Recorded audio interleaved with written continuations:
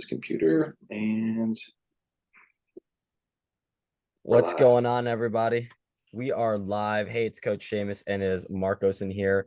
Today with the Macro Perspective podcast, we have something super awesome in store. We've got a few things on the docket here. So, about an hour or less of just kind of a few talking points I'd love to get into with you, Marcos. And I'm actually super excited for this one because there's a lot here. But we talked about before in a previous episode the pantry needs. Mhm. Um, Today the concept is what do you need for a productive kitchen? And oh man, I love this one. I think there's so much here. And for me and this topic, I'm constantly growing my kitchen, constantly getting better technology, better things in there. But maybe hit a few things for you, Marcos, and we'll go start from it, man. Yes, sir. So let's see. Like I feel like the thing that I probably use the most, well, there's a few. I definitely have a few things that I'm lucky to have in the kitchen, but we have an air fryer like combo item. Ooh. The Ninja Foodie, I think it's what it's called. The Ninja Hmm. whatever it is. Yeah, And honestly, it did like literally you can put in like a frozen pizza for the kids, and it's in and out at the right temperature in like 10 minutes. And the yeah. heat up time, dude. I mean, the heat up time is like 30 seconds, and it's like up temperature. Yeah, Dude, I love yeah. the air. I love the air fry. I'll be honest with you. First off, the fried food thing, right? Like staying away from fried foods as much as possible, which is a great idea. But the air fryer, in terms of time saving, in terms of my prep, oh my gosh, I put sweet potatoes in there. I put anything in there, and it just is great. The air fryer has Hmm. got to be. I think, just to be quite honest, that's got to be a staple in everybody's kitchen.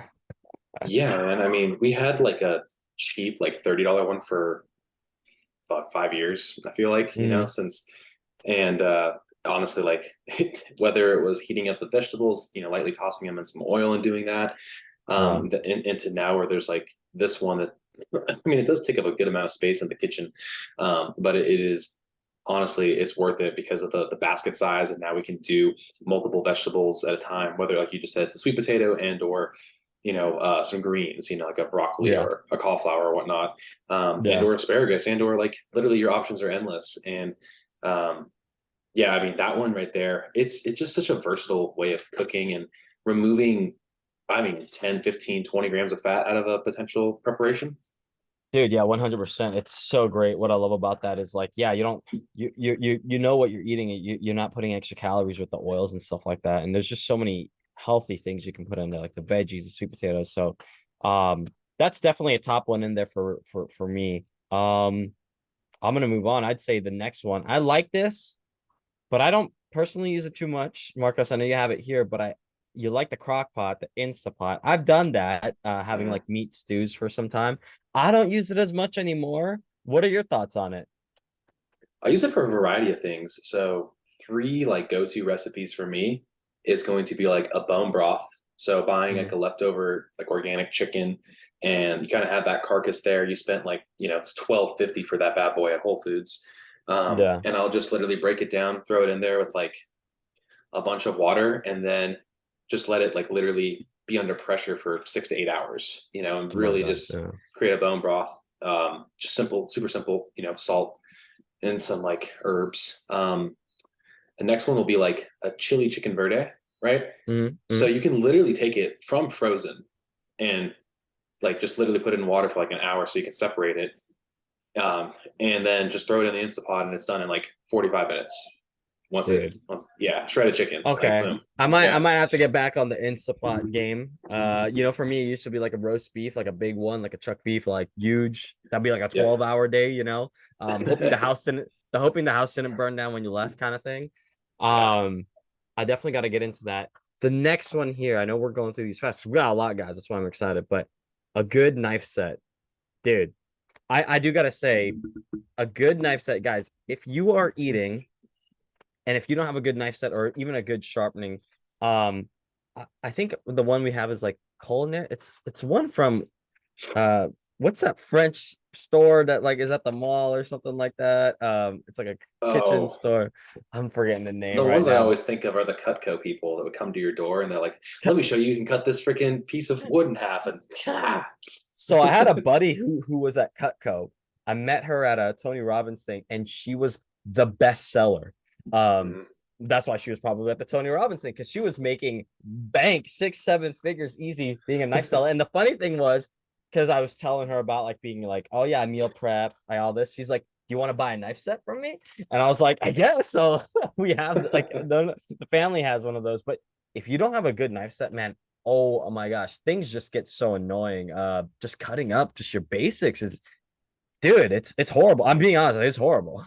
Yeah, I mean, having a good knife set and then also having like a knife sharpener that you can get like on Amazon or at Costco for like 20, $30. Because Mhm. working with a dull knife and making Shoot precision level me. cuts, yeah, like it makes a world of a difference. And I would say like equal to this is like going and doing like a cooking class, right? Oh yeah. Oh Like yeah. just so you can learn the difference of like kind of like the matchbox cuts. I think it's like the julienne technique. I'm not a classically trained chef, don't shoot me, guys. Please. And or like having, you know, those kind of thicker kind of cuts that might be incorporated into like kind of some of like the mother sauces and the mother like the holy trinity, you know, like your onion, pepper, and what else, what's the third one, celery. There you go. I think classic French techniques all start with that. Yeah. Um, but learning those different cuts can obviously kind of change the texture. And eating, I think, is as you get older, it's like I think I said this earlier in an earlier episode, where I'm like, as a kid, you're like, fuck the crust. And then as an adult, you're like, I want that crust that you could just dunk into like my egg yolk and that has that like extra like Oh that crunch, you know? But as a kid, yeah. you like want nothing to do with it. And Yeah. yeah, so I think that like those different varieties of cuts can give you different mouthfeel because the cooking times are a little bit different. But yeah, learning how to work a decent knife set and having knife skills, I think, is a really important thing for everybody to have Yeah. to be productive What in the kitchen. one book I recommend, or just kind of like just look up some like cutting techniques. I read, if you guys know the author Tim Ferriss, he wrote this book called The 4 Hour Chef, and he has like knife techniques in there with your hand, and they're kind of like little hacks, and they're like little videos or like little photos of like making sure you cut your onions this way and keeps your finger protected, but it like saves time and stuff. So there's some things in there. So having some really good knife techniques is, on top of a good knife set, gonna make cooking a lot more pleasable. The next one, I think I'll put these two together, are measuring spoons or cups and a scale. Now, Mhm. Marcos, for those that like are in the kitchen a lot, like this is a staple. It's a staple for me. I know it's a staple for you. The scale, I think, is the most dirty thing. I have to like wipe it down all the time just because Mhm. I'm putting food, the plate, I'm zeroing that thing out, getting the measuring spoon, getting the measuring cups. If it wasn't for those things, obviously recipes are off. Recipes are off. But then with my goals, right? Like if anyone has a goal of like how their physique would look, Mhm. those two things are very helpful because usually I like to say for clients, hey, measuring cups for like carbohydrates and like sauces and stuff, scale for like your cooked meats and things like this. You can play it all different ways, but I honestly, it's something I use every day. What are your thoughts on that, Nicholas? Yeah, it's kind of weird to like get a half a cup of like a meat, you know? Yeah. Um, a half a cup to 1 cup of meat is like something I'm seeing as like a unit of measurement in class I'm currently doing. And I'm like, that just seems like a really clunky way of trying to like measure it, you know? I don't know. Like that's just me personally because I've become so accustomed to like throwing my plate on the scale and then tearing it to zero and throwing the weight in afterwards and knowing the uncooked and cooked, you know, proportions that I've done over the last Yeah. couple of years. And you know, once you start I think once you get good with the scale, the others become a little obsolete unless you're, like you said, doing a sauce, right? Yeah. I feel like it's a little awkward and clunky to be like, all right, I'm going to try to get like 18 grams of honey in this, you know, and where it's like 1 tablespoon, you know, and that way you can just kind Pretty of rest a little easy. bit, rest Yeah. assured and easy. I think it's a little complicated because you're talking about cooking. I used to coach a chef, and she was great because she gave us recipes. That even helped, the fitness facility I was at before, and we'd use her recipes. But she was interesting because she actually did everything in cups. Don't quote me, but basically she had recipes, right? But she had algorithms in like an Excel sheet. That's how good of a chef she was. That like, oh, how Mhm. many people do you need? She had like a meal prep company, I think, too. And it was something along the lines of like, oh, it's one person. This is how much you need for 6 people. This is how much you need for 24 people. It was really cool. And it always changes. And without having a measuring side, whether that's the scale or the measuring cup, it's really hard to it's really hard to like get things right.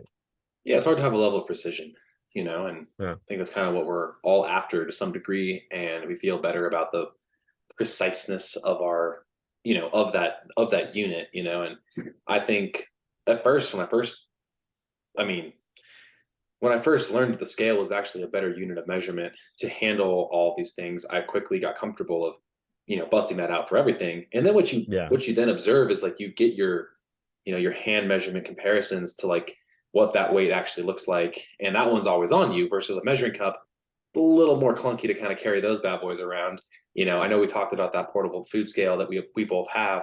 That is great, but again, too, like you're more likely going to be observing, you know, if you see 100 grams of something over and over and over and over and over and over and over again, right?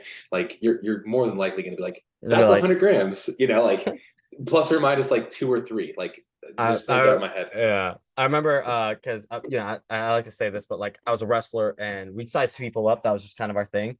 But the my wrestling teammates and stuff like that, we got so good. We had a betting game sometimes of like, yeah, that guy's 2 pounds over. No, that guy's on weight. No, he's underweight. Like we got so good at knowing people's body weights by just looking at them, even with their clothes on. Like it's like, yeah, he's a buck 50. Now he's at 202.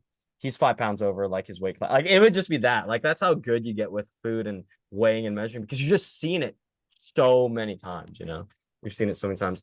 The one thing I wanted to move on to, I like this one. I know we're kind of going through these quick because we got a lot, but seasonings and sauces for marinades. We're talking about them with the measuring cups. Mhm. What are some of your favorite seasonings or your sauces for marinades that are really part of a functional kitchen for you, Marcos? And I'll cover mine. Well, uh, Costco and Kinder's go like together like peanut butter and jelly these days. So Kinder's has uh I think 10 different flavors at this point that you could get at Costco that are all organic, Nice. which I feel like is important. I mean, one of my best friends, was always talking about the importance of really getting organic herbs, and he's like, buddy, the most sprayed pesticide shit. And I'm like, dude, like you're gonna drive me up a wall with all your like, propaganda speak Conspiracy here. Is a theories. conspiracy theory. But I do. It still resonates with me, obviously. So obviously he did a good job of like saying, hey, like make sure you just get this.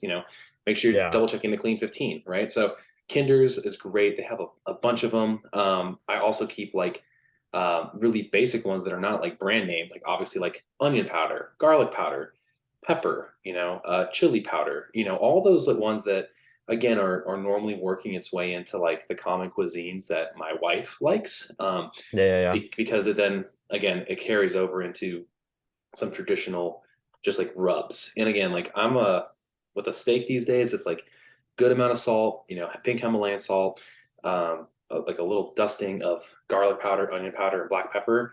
All it Oof. takes. That's it. Like, Oof. you don't even like if you cook it right, you get some of the juices. It's like to die for. It's Yeah. perfect. And mind you, that's a pan sear. I'm not even outside like on my grill. I'll show you um, the pants here. What's up? No, I like I've not really done Kinder's as much, but one of my favorites for seasonings, sauces, and dressings is I think we've talked about it before, but Walden Farms is got to be mhm. my one of my go-tos. I just like them in terms of just kind of like what they have there. They have a big selection, especially whenever I go to Sprouts. There's other ones too. There's this popcorn one that I got on Amazon. I can't forget. I don't remember the name right now, but it's like a local popcorn seasoning.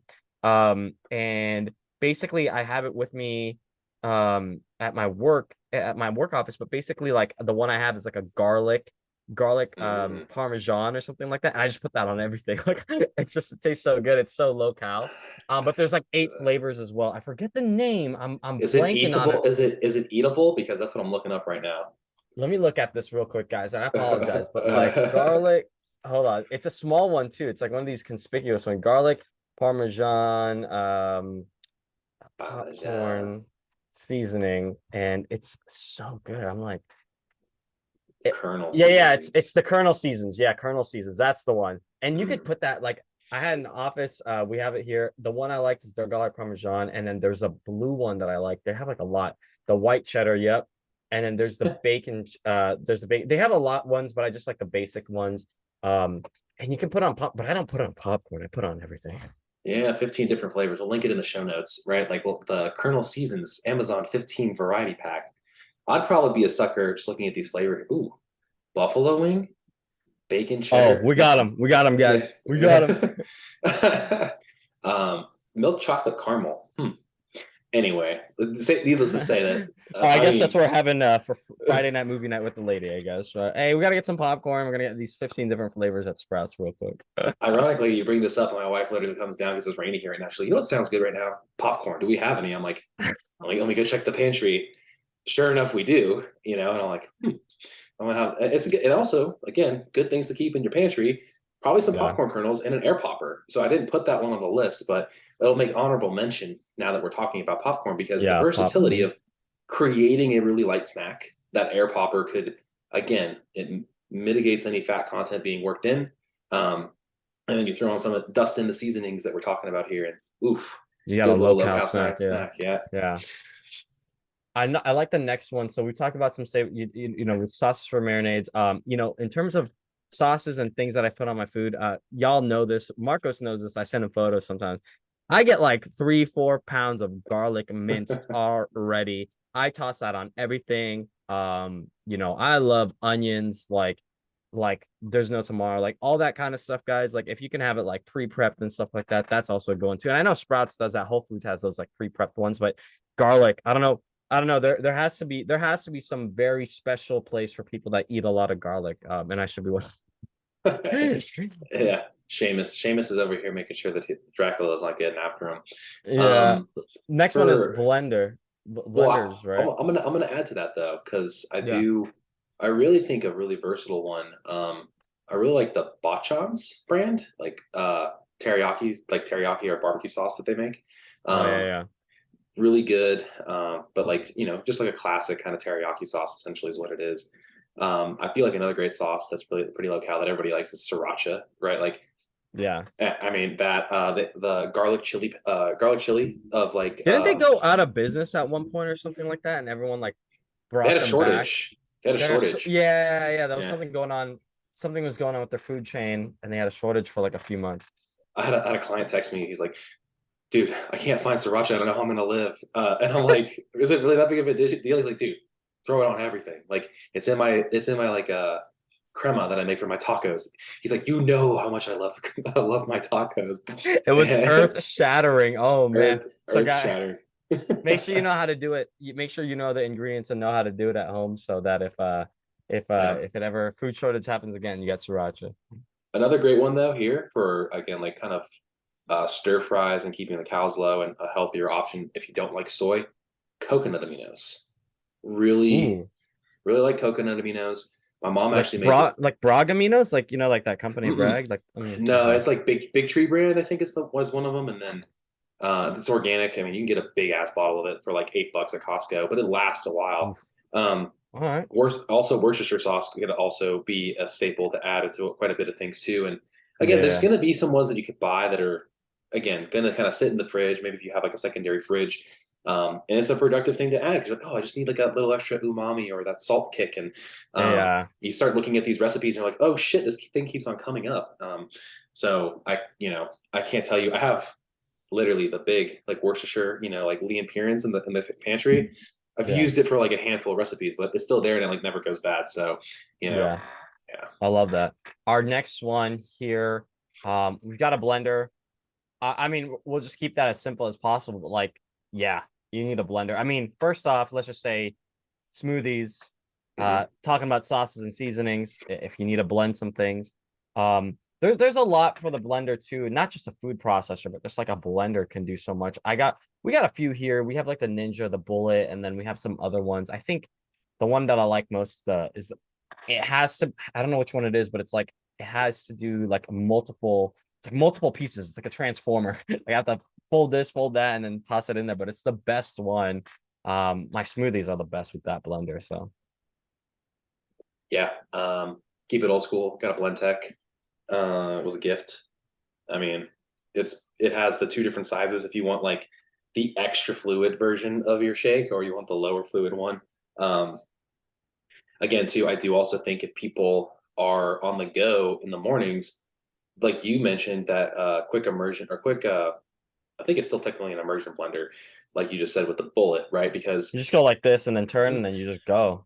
yeah, and like actually getting a few of like different bases, like one for your office and one for at home, not that expensive.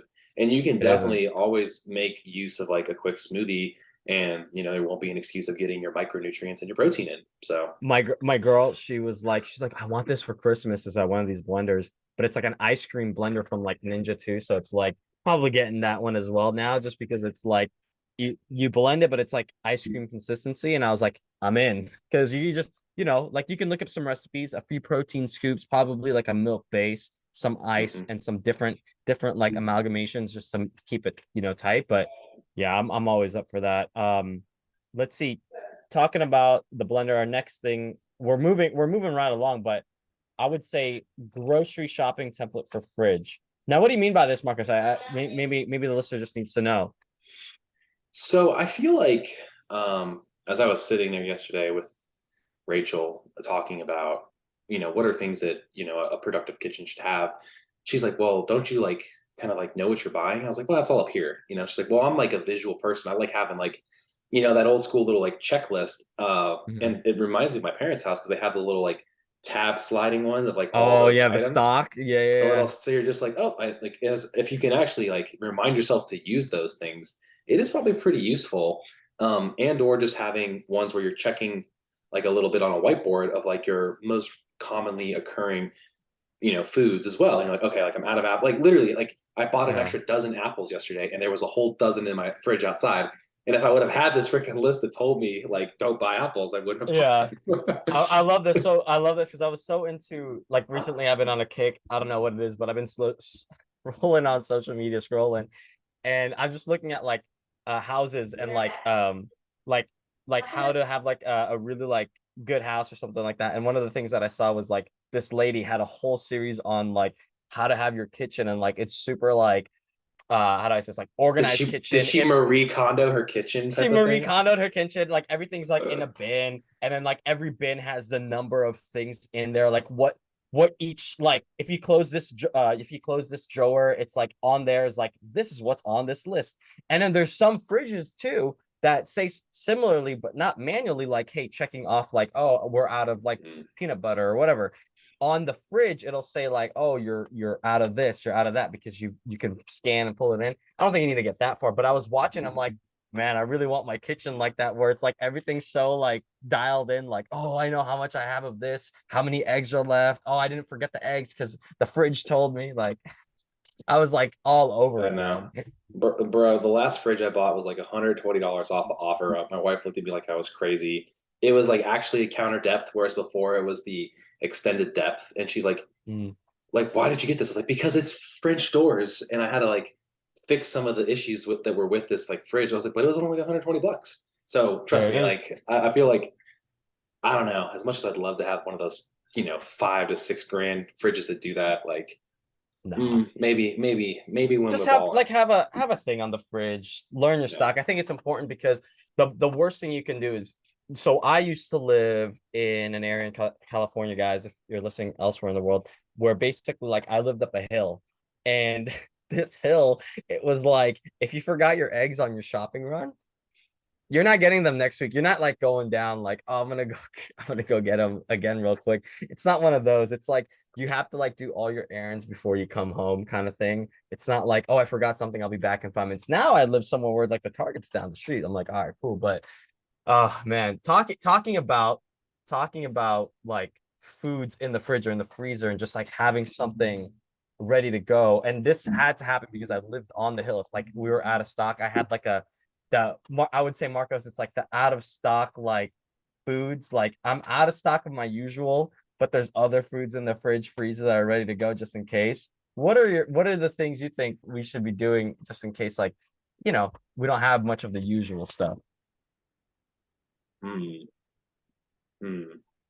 Good question. I mean, being I don't know. What do you do? What do you do in that scenario? Like if you're I like what we have here is like things in the freezer for yeah, yeah. sure. So usually what I have for my week of food, because I always do like a week's worth of food, is it's always kind of fresh. And like I do like more raw foods, guys, too. So like some raw milks, raw kombuchas, things like this, so that like they're gonna be bad in like 3 to 5 days, or like if you're not attacking them. I don't try to have foods that are too long in there. So, but I do have things in the freezer ready to go, just in the air fryer kind of things, or like whatever, right? So frozen vegetables, frozen meats, just some frozen sweet potato kind of stuff. Hmm. And then also at the same time, like, in the pantry, there are some foods that are like ready to make snacks, like frozen berries, and then I could toss some, protein in there and some water, make a little pudding, just kind of things like that. But like they're not like the how do I say, they're not my usual like foods. And then also at the same time, they are my usual foods, but they're not like my usual like recipe kind of thing. Cause like obviously when I'm Hmm. I'm making the specific foods, I have like more time to play with it. But if we're running out and we're running low and I forgot something, it's like I just kind of go to these basics, if that makes sense. Yeah, yeah. I think for me, I'll always keep, and again, this is also great because my kids love it, like very simple too. Frozen broccoli, frozen green beans, frozen asparagus, typically. Mhm. They have a fire roasted vegetable medley, which again is like basically an all encompassing mix. That's great. And then whether it's like the berry, I don't like berry blends. I like them all being separated because, Same, you same. know, I just, it's just easier. So I have like blueberry, strawberry, and cherries, and then same idea, making smoothies with it. Sometimes I feel like it's maybe not as satisfying as actually eating a true meal, but like I'm still Hmm. working on those right ratios to like really hit that flavor profile like home. Yeah. But again, too, like sometimes budgeting is important, and knowing that that first meal can hit all these macros of like 700-800 calories, about 40-50 grams of protein, and it can tinker the fat with literally just some almonds being thrown in there that I could eat later, right? That would also be in the pantry, or chia seeds or whatever, right? Like the Yeah. Those are so versatility great. of yeah, the versatility of like a well-stocked pantry and freezer can help you again be like, well, I don't really feel like I'm in the mood for that. I actually want to cook the breakfast item today. But um, again, like food cost is important. Cheapest way or best way to save money and still get all your micronutrients and actually buy organic and make it affordable is frozen. So Frozen is clutch, yeah, clutch. Yeah, and yeah. most people, and there's been arguments of like, oh, well, doesn't it lose like its nutrition value? Actually, for some reason, like for blueberries, I've heard along the lines that actually gets more nutritious, or like I don't know, like Hmm. I don't think it really does like lose its nutrition. Yeah, there might be some issues with like freezer burn and stuff like that. That's why you gotta have a good freezer, and like you might have to vacuum seal it, because like I'll get like vacuum sealed meats and things like this. So you just Hmm. gotta be careful. And um, I mean, one thing for sure, being in the fridge and the freezer, like don't let it be like months before you kind of look in the freezer and like get something, like like look over that stuff. And I've seen that before, and it's there.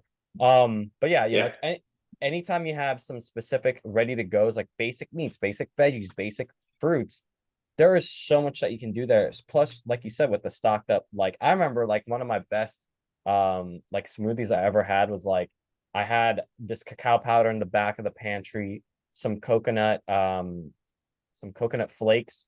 Then I had frozen blueberries, a few protein powders, and then like some almond butter. And I was like, let's go, just toss that in there. It was Hmm. great. So you can always do something like that.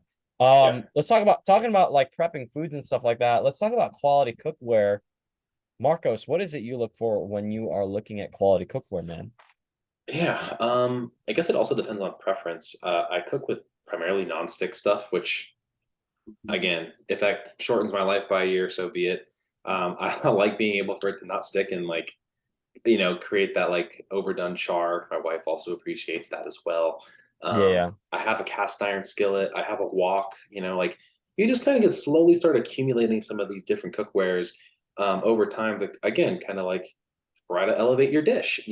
I thought that Mhm. cooking with a wok would be easier than like a big nonstick pan to really like elevate my stir fries. And then as a result, my mom for Christmas, like that was my one gift was like an oversized like 6 quart like Did you have to you know break in your wok? Did you have to do the whole like oiling it up, frying it up hard and all that? I probably didn't do it right, and it was a cheap one. So like, like it kind of burned, and like I'm like fuck this. It's too much to clean. Like I'm like yeah. Getting your walk right is a hard one. I mean, we have our Filipino background, but like a lot of those foods are the same, similar, like we steal from Asia, Chinese, and like in our family, like we've had the wok, and it's like the wok is like an interesting thing because like the way you cook with it is it's profound. Like you have to set it right. Like Yeah, and I don't think it's my stovetop isn't really designed for it either. So if you don't have yeah, like the right flame, it kind of makes it a little more difficult. So I'm like, well, like that was a try and a fail. You know what I mean? Again, yeah. people will go spend, a night out and they spend $30 plus on like drinks, right? I spent like $20 on a walk and I've used it a handful of times and now I just don't like the cleanup that's associated with it. So I'm like, meh, nonstick pan it is. Yeah. I like, Um, for me right now, I know we have like we're talking about nonstick. I right now for me, I've been using cast iron. mhm. I've just moved on to the cast iron. I liked a lot of the nonstick stuff, but I just been because we got a whole set. So we had like this cast iron grill, cast iron this, and then a big cast iron. So I've been using it for breakfast, lunch, dinner. The hard thing with the cast iron, though, and people know this is, dude, when you clean it up, like it's hard to clean up sometimes. And two, you got to dry it out right away, or it's rusted. And Mhm. that's the thing where it's kind of hard. I mean, you have a quality cookware, you're having something good, but with quality sometimes mean more prep time or more dishes or like whatever. Yeah, you got to season that bitch. You got to hit it with probably like some steel iron wool or whatever, right? Like to like make sure it Yeah, gets we all have that. clean. And it's, Mm-hmm. I mean, that's the difference of being, in a relationship with somebody and having 2 kids with somebody. If I'm not lying, dude, like, That's just a great analogy for this. like season and or clean the like literally it's like who's putting the kids in the bathtub, who's cleaning the dishes, and it's like either one is like you're about to be like sitting or standing in front of something for 30 minutes. So Yeah, I legitimately hear you. like yeah, maybe if we were just an item a little bit longer we would have done those things, but we had kids pretty early on, man. Like I don't know There, what to there tell it is. There it is. you. Talking about how to cook using poly cookware. Let's talk about the oils that we would use to cook. I mean, honestly, part of any kitchen, right, is great oils. Mhm. I'll step in first, but I've always used these, but I've made the issue of doing like spam or like the canola oils. I've really started to get away from those. Mhm. Probably when I was younger in high school, I was using a lot of those because my parents just got them. But learning about the better oils, like the importance of Mhm. it, like for example, an extra virgin olive oil, just careful of its heating temp. Coconut oil, grass-fed butter, like those are some of the best ones in my opinion. But bringing in what you said, some cooking costs too. Those can get pretty expensive, especially the grass-fed butter, in my opinion, because I run through those like on the daily. Oh yeah. Well, I mean, like, if you're getting a high majority of your fats from like what you cook and your appetite's not like can't eat a substantial amount of like food volume, that makes a ton of sense. But also Yeah. too, like you just said, it does start to increase in terms of costs. And this is literally like if you don't have a membership to a big warehouse place for again these items that are like again constantly being used as part of your cook, I would highly recommend it. Like if you get an executive membership from Costco and you're It's just like kind of 60 bucks a buying year, right? It's like 60 bucks a year. so the executive is the 121, the $60. Oh, So here's why you want the other. But the executive membership, you get 2% cash back on every one of your purchases. there you go, guys. It literally will pay for the next year's membership as soon as you've had it for about a year. So like you pay a little bit more, you end up actually saving money because it's rolling over into that. And you don't have to like pay for like the credit card or anything. That's just the membership fee. Now some people maybe won't be able to, fork across the extra $120 the first or extra $60 the first go around. All right, cool. But again, your savings over time it's profound, right? And they It have is. deals and coupons still. You just have to shop it. It's just like anywhere Yeah. else. I remember like Costco's a big thing for me. Costco's a big thing for me and my girlfriend. Like we like to go there too. It's just Sprouts is so much easier because it's a block away. Um, but like I remember like the big thing about like for example like the oils, dude. You can get like a bucket of extra virgin olive oil for like pennies on the Mhm. dollar, and then like they're like, oh, you want coconut oil? Sure, got you. And it's like the coconut oil is bigger than your whole body, and it's like you've had Ah, that coconut oil since you were in high school or like since you were a baby, and like that's how good and the quality is great. Some of that stuff is really good. Like the mhm. virgin olive oil, I know that it's in really good. The only thing I sometimes, and this is another topic for another day, sometimes like, yeah, it's in plastic, it's in plastic, but like it's in dark plastic. It's not a big deal, you know? Yeah, most honestly, man, most of them these days they're in a dark amber glass color thing for like their organic olive oil, for example. That's And awesome. you have to look at how much you're actually using because with that type of oil, there might be some oxidation that occurs. Yeah, yeah. So, I don't use that much oil typically. So I'll buy the smaller, more expensive bottles of the olive oil, the finishing oils more or less, and still cook Mm-hmm. with it because you still want to cook with quality. It's like people are like, oh, this is a cooking wine. It's like if you wouldn't drink it, you probably shouldn't cook with it, You would, right? Like yeah. good rule of thumb. Yeah, so like I haven't been buying as many of the bulk oils because I don't want that oxidation to occur and have the fats be a little bit like quote rancid. And that's just again Yeah. like things that I'm reading about. I'm like, does it really matter? I don't know. Like don't just use a messenger. This is just other people's anecdotes that they're talking about and like why they believe that that's important. So I'm like, sounds good. I don't have to buy a cauldron of olive oil. I will never use it. It'll take me 2 years. You Probably know. take you a long time. Yeah. Take you a long Yeah. time. Yeah.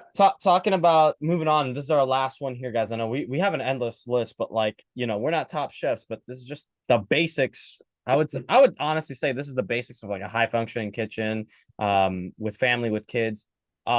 To top it off, and I know we already talked about an organized fridge and an organized pantry, label makers, bins, and doing that. The last one I want to talk about is food storage.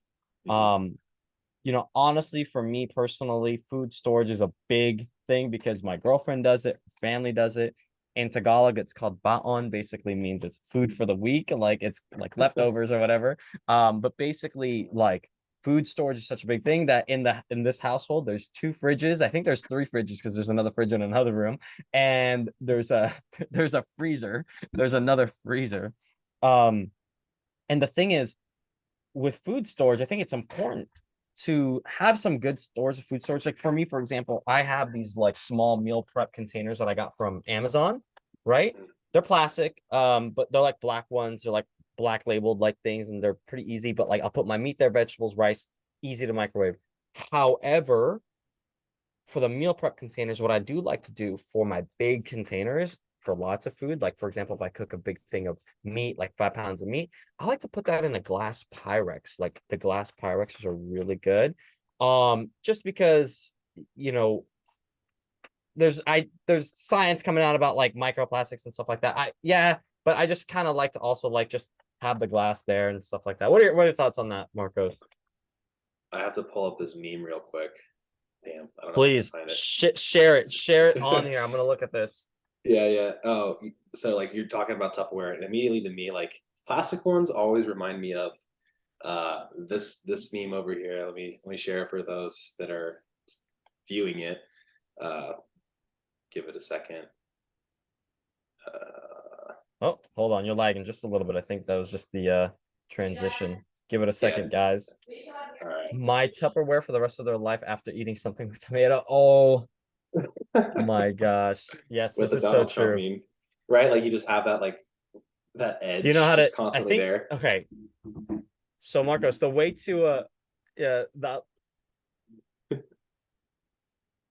yeah, so the way to deal with that, I think because I've had that, as soon as you have like spaghetti sauce on it, one of the ways to do it, I think, is like white vinegar or like boiling hot water, white vinegar, and it kind of clears it up a little bit. I don't think it's perfect. I think you still get that tinge, but my God, there's so many Tupperware that have that in my household that like had that red twinge. That red, yeah, and it's usually the plastic ones that like just hold it, right?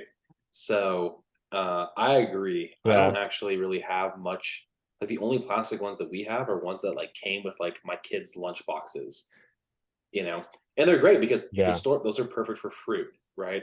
Or yeah. they're little like bite-sized snacks that we kind of put in there as well. The glass ones are far more versatile, especially if you're putting in like and or want to reheat from it, like you mentioned. Yeah. Um, so I will second that. I think we have Pyrex or what's the other brand? Pyrex. I don't know the other brand. I'm pulling up the Pyrex. This was, I don't know what the other brand is. There's Pyrex. I think There's it's a just lot of snap. I think it's just Snapware. Snapware. Yeah. Or Yeah. Scotch Brite. Yeah. But so one of the things I like here, this is our product of the week. Because we're kind of ending with it. I kind of want to say this is a good one. Hmm. Um, the one with the Pyrex that I like more. It's not these snap tops, but the red, completely red top.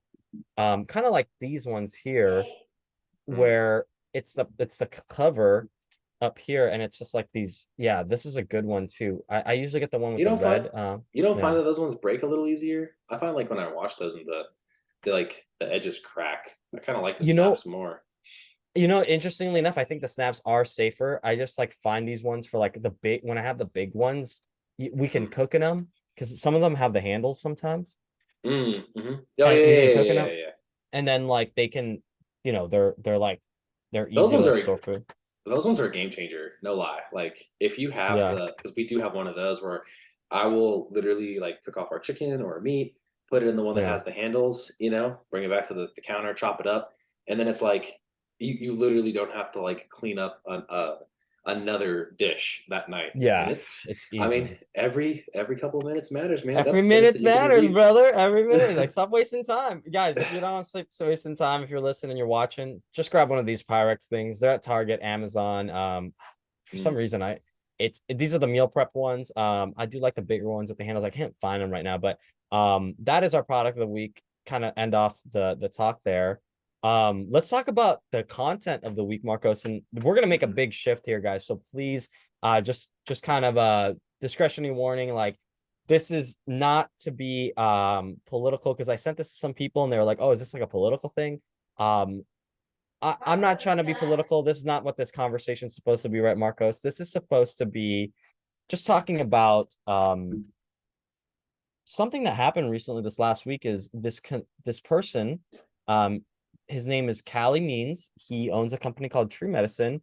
Basically, he was a consultant for Coca-Cola and he's calling them out. He's been on the big news corps, CNN, Fox News, but basically stating how on the cutting room floor of Coca-Cola, they were basically lobbying companies to say like, hey, if you're not drinking Coke or like a parent is not drinking Coke or something like this, like, oh, you're basically calling the parent racist. It was this And very interesting topic that just came out of the left field for me. What are your thoughts on some of this, Marcos? I don't know if you had the chance to look over some of this.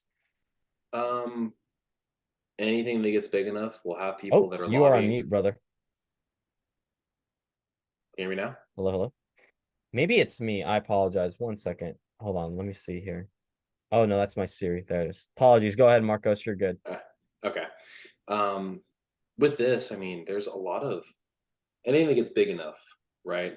Mhm. Large enough will have, political action committees essentially that will be taking in a large sum of money to advocate Mhm. for the use of their product, and people will then be backed by it. And like, I mean, this is a story as old as time. I feel like not to make Yeah. anything overly political because that's not my neck of the woods either. Is that people will lobby for their thing to be endorsed, right? Mhm. And it's funny because fun fact, I actually learned about this today that the UK actually has a soda tax, like literally where they pay extra money because of the sugar that's like like a sugar tax essentially.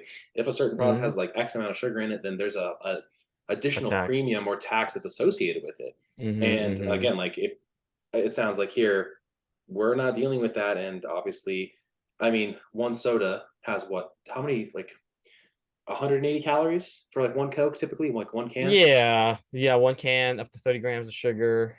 It's just really, yeah. It's Yeah. wild. So I mean, like conversely, you could eat like an entire like we'll use the alternative like a Bear Bells bar, which is a protein bar that has about 200 Mhm. calories, Yeah. Yeah. I and love those like so, bars. right? Or you could eat essentially like three apples, three like, smaller apples, maybe two larger Honey Crisps, and it kind of sucks because, the fact that like, I think when you sent this to me, I read kind of through the article that talked about how they were looking to make it so that it was included in like SNAP and EBT. And, Mm-hmm. that's like, okay, like that you can buy and spend your money on this. And, you know, soda sometimes is cheaper than water in some But places. that's basically what they did, and this is and this was honestly, if people are thinking about like, yeah, some conspiracies about like nutrition and how big pharma and Hmm. government is, this kind of shows it. And it says here basically he heard in that conversation, it's like he quotes, the conversations inside these rooms were depressingly transactional. We, Coke, will give you money. You need to paint opponents of us as racist. And it's like this was basically a payout so that like they wanted, large scale sugar sweetened drinks to be there. Basically, they wanted this to be it. They wanted Coke to be in the hands of the lower economy, social economy of people, and basically say that like, hey, if we're not getting it there, it's like, oh, you're racist, right? And it's like, what kind of it's crazy, but it kind of transmutes into this kind of concept that like, wow, there is a propaganda just for people to make money and get money so badly that they want to put sugary stuff into people's hands. And we know how far that can go, getting sugary stuff into people's hands and in the lower economic parts of the world, right? It's like, Hmm. dang, like you're making and with look, there's so much about food, but like basically you're controlling people through food and a narrative and saying, like Hmm. you just said, like where access to water is impossible, but access to a Coca-Cola, that's like their that's their freaking that's Yeah. their water. That would be like, I mean, government subsidies, right? Whatever the word Yeah, is something there, like right? that. Like, Yeah, where again, like the government would pay a portion of it, right? So the monies they're already like guaranteed that money, and then like the cost of it for the consumer is reduced as a result. And I mean, again, this is why they probably switched it over to corn syrup versus sugar, yeah. because they have had a subsidy on corn for a long period of time through the government. It's like, Oh yeah, and so it all makes sense, but it's deleterious to your health, and it is. chances are, yeah, like because it allows for overconsumption. Now we're not going to say, hey, if you could work in a Coke a day and you can account for 200 calories, and that's like literally something that you enjoy, by all means, right? But Enjoy. again, like I think the bigger thing here is like, why is it always going back to like a race narrative or a money narrative? Why can't it ever be Socioeconomic, about? yeah. Hmm. Hmm. It's crazy. It's like they're saying basically like because of the tax, so not having this tax, they can get these, they can get the Cokes in people's hands. And it's like, yes, in lower economic places, like great, yes, you are having a higher consumption of calories, which, you know, is good, like if you need the calories, but then it gets to the point where it's like, well, we have a higher amount of calories, but not a higher enough nutrient value. Hmm. And now you're talking about lower economic places and maybe they're not as educated and they don't have access. And it's like, it is, it's, it's, it's messed up in a sense, right? Hmm. Of just telling people like, hey, this is your water, like this is better than water, and like this is what it's like. There's so many like I would say so many consequences beyond just health because of that. And just to use that argument of racism or Hmm. social economic, it's I think it's quite like he says, it's quite misleading because it's not about the health agenda anymore. It's a narrative of like you're racist if you don't drink Coke. What? Where did that come from? Oh man, I mean, my mom told a story today about how one of the kids in her class called her racist like on his first day with her. And Mm, my mom pulls her out to the side and she's like, "You see the color of my skin? Do I look white to you?" And of course, my mom has like really olive complexion. And she's like, "Don't you ever do that again. Like this isn't a race thing. I'm here to teach you math. Like, if you're yeah. if you're misbehaving, I'm gonna call you out on your bullshit. Like, plain and Dang. Yeah. simple." And so she like walked back in because my mom gives no fucks now. She's back in. She's already made her money, and now she's just back in there making some extra money. And it's like, Yeah. good for you, mom. Like, don't take their shit. Literally lay down the law because it's not a race thing. You just want them to learn. And if they're acting Yeah. out, it's probably because they're not learning. So yeah, this I Yeah. think it's a narrative that like it still is shown as being a bigger issue than it is. But shoot, man, like again, if you just enjoy somebody's company, the color of the skin does not matter. Yeah. Yeah, I think there's a book about this. If anyone wants to read it, I did a lot in socioeconomics before, but like there's a book called The Troublesome Inheritance.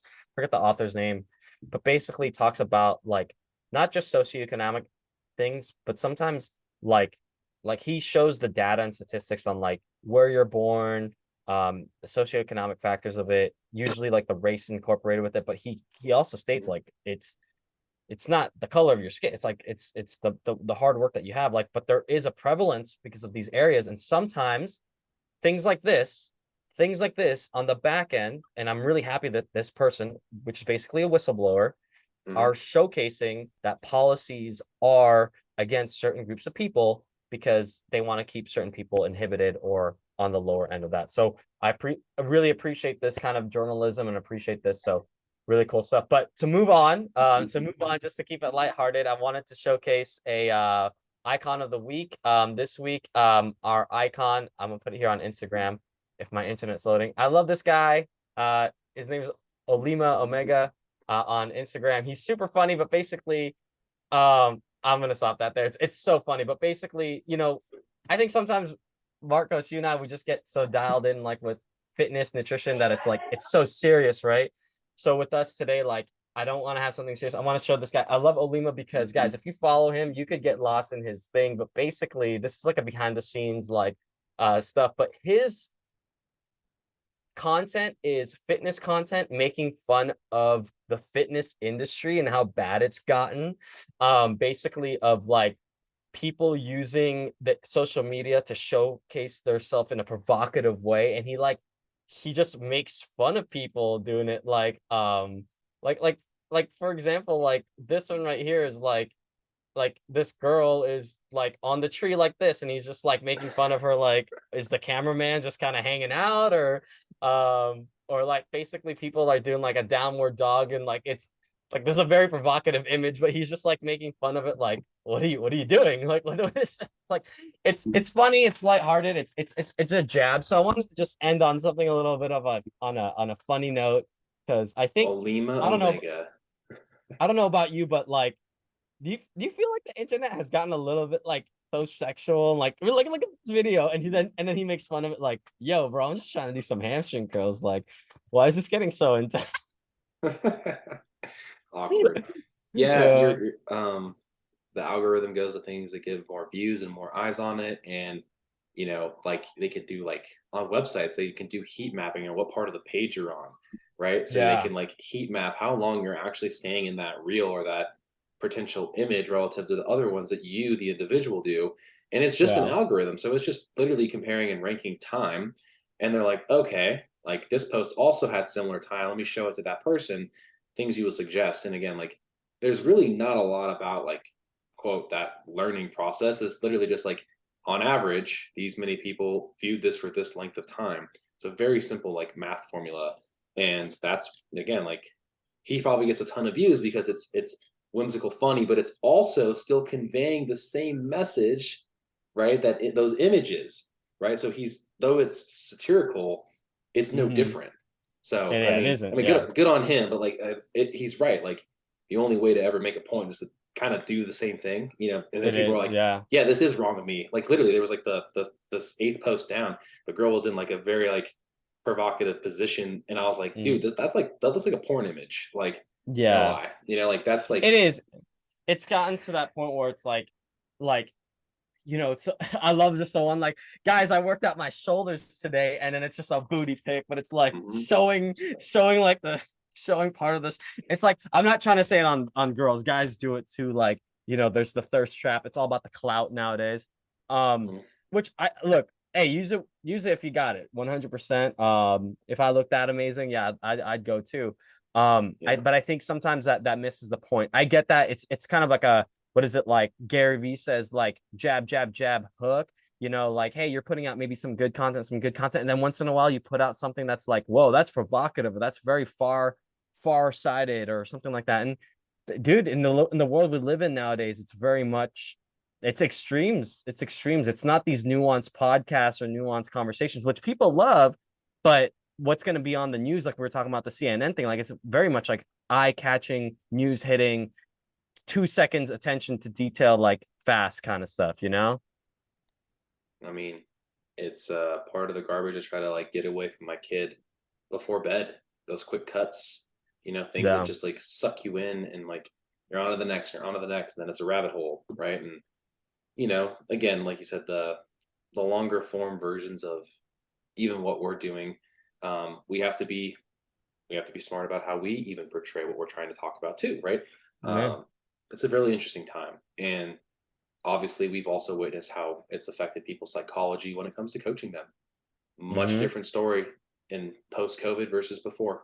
Oh That's all I yeah. will say, and Oh every yeah. coach can likely agree, because isolation and being behind a phone and a screen for as long as we do is not good for psyche. You want to, like, again, it's good to be like, man, you look like you've been working out, talking to people in real time, man. That's what it's really all about. Like, um, Connection. you know, Yeah.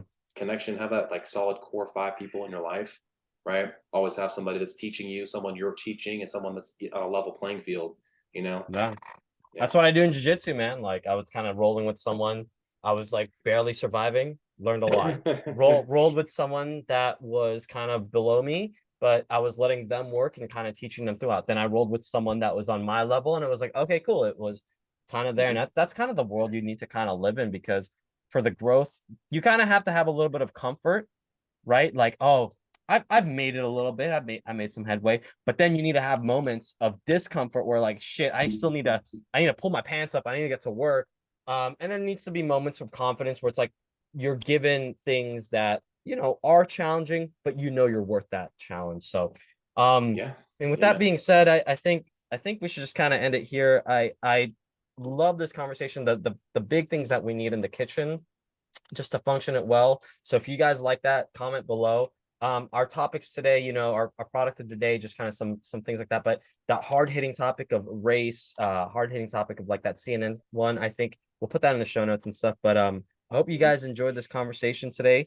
Weekly episodes, we're gonna get some more guests, more people. If you guys can comment below, it helps us grow, and share, like, comment, subscribe. Marcos, anything else before we sign off? Remember, guys, that these are things that you probably must have in your kitchen to stay productive over a lifelong journey with fitness. And with that, we bid you adieu. Thank you for listening. Appreciate y'all's time. And Marcus and Seamus out. And where the fuck is the stop recording?